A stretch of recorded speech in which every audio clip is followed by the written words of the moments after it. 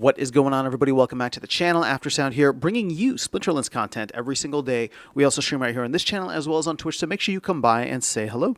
This video is also brought to you by My Music, which is available anywhere you stream music under the name Aftersound, and I do have a new song out recently called Don't Forget About Me, the Supernova version, so check it out. Let me know what you think, and I appreciate the support.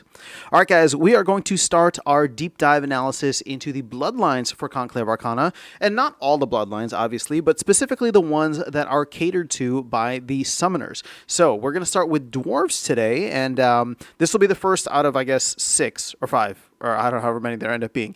But we have Fythe Bladestone. But what's interesting, he is not the only Dwarf summoner.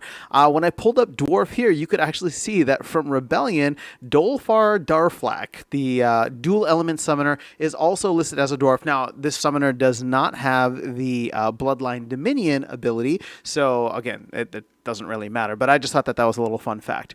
So we've already gone through a lot of the Conclave Arcana cards. I'm not going to go through those. I want to see what there is in addition to that, and we're going to do this in 2 separate sections. The first is going to be anything that is modern relevant, and then we're going to get a little crazy and go into wild, or pretty much every set.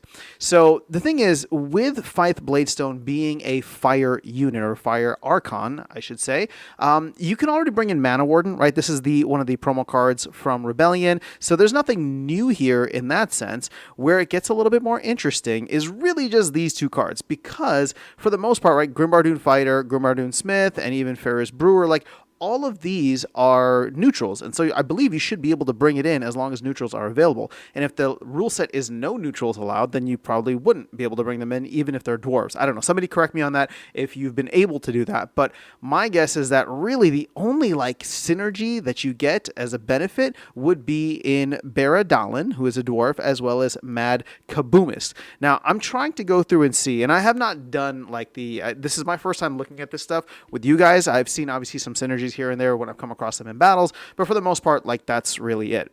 So what I like from these new cards, and this is where we're going to put our focus, is the fact that you can get, with someone like Baradalin, for example, you already have Void armor. So in addition to this, you would get +2 armor and Void, which makes her fantastic for blocking any and all magic. Not to mention, she already has Shield and will and with Armored Strike. I think that this is actually kind of a nice combo overall. That being said, I mean, I don't know. I don't know. I guess I haven't used Baradalin as much. The taunt is cool, but that just draws a lot of firepower that way. And I guess if that's what you're looking for, then that's what you get. And this Baradalin can actually take a decent punch in many instances, similar to Grimbardoon Smith, right? So if you want to go for it's not a budget in terms of mana, but maybe budget in terms of your dollars, even though I'm not really sure the cost of these cards.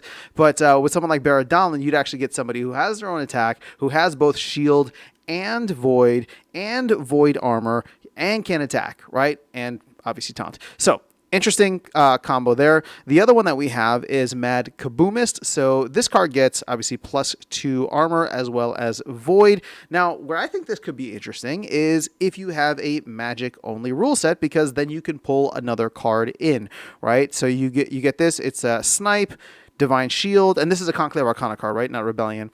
You also get Reveal, so this can and will open any camouflage units, and then Affliction. So if you're looking across the board here, I don't think that there's any other Affliction. Not that there's too much heal out there in Conclave Arcana anyway, but those would be the 2 main cards that you'd be pulling in.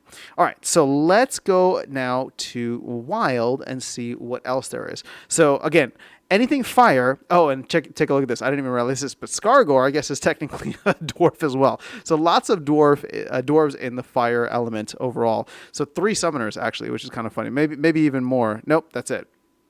All right, so I'm just going to call these out real quick, even though they're not anything special in terms of Bloodline Dominion. Yes, they do get the benefit of getting Void, so there is that, right? But overall, it's not like they're being pulled in from other areas. So, for example, Exploding Dwarf would get Void and Void and +2 armor. Who else would you have here from the older sets? Here's somebody from. Okay, no, we've talked about all of these already. Bloodline Mark. Okay, so that's Conclave Arcana. Okay, so let's move down here. So we already talked about Baradalin.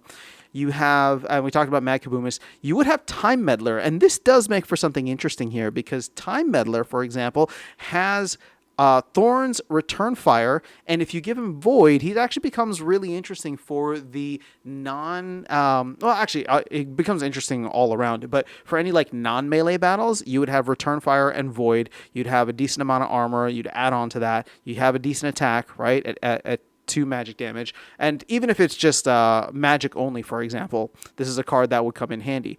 Another similar card that would have magic only would be Runemancer Atuat, right, where you get Headwinds, Force Field, and Last Stand. So again, a lot of these magic cards, magic dwarf cards, I should say, are coming in clutch here. Now, you would get the ability to pull in a couple of other of these older cards. So let's focus here on Grumpy Dwarf. So for 4 mana, you get a Reach unit, you get Enrage. He would also get Void as well as a couple additional armor. You'd get Runecrafter, which is a card I've used here and there. You would get Dwarven Wizard, which is another magic unit. So a couple of different options here all across the mana spectrum as well, right? So let's say you're doing a magic only game. I don't know why I'm only focused on that, but I feel like I get that rule set all the time. You get a 3 mana option here. You'd get Runemancer Atuat. You get Time Meddler, right? So 9 and 8 mana. You get Mad Kabumis, which we talked about. So overall, it's kind of interesting. I can see areas in which certain of these cards would come in handy, and so just having them available with that kind of Bloodline Dominion would be really cool. Again, these are all, the ones we covered in the second half are not Modern eligible. That would be for Wild only. But yeah, kind of interesting so far. My guess is that we will probably see way more with Bloodlines in the future, and more likely in like the wild, not the wild, but the legendary summoners as they come through. Now, that's not to say that we're going to see more dwarves necessarily, because keep in mind, unlike elements, right, of which there's only 5 plus dragon, there's a heck of a lot of bloodlines. So I don't know if the team would go so far as to repeat bloodlines, right? All the same bloodlines for the legendary summoners, or if they would go with completely new bloodlines, which would make things interesting, which at this point means that this is all we get for dwarves for the foreseeable future, right? Until the next set potentially comes out and utilizes bloodlines, if it even does. But interesting here. I would say that I really like Fythe Bladestone, just in general, with a lot of the cards that it has synergy with in its own set, Conclave Arcana.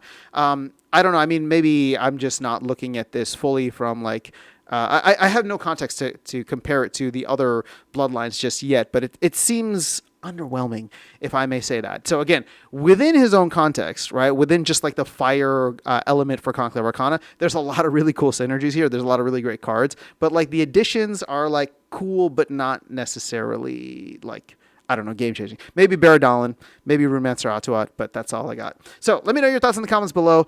That is all I have for you guys in this video. I'll catch you all in the next one and see you around the game. Take care.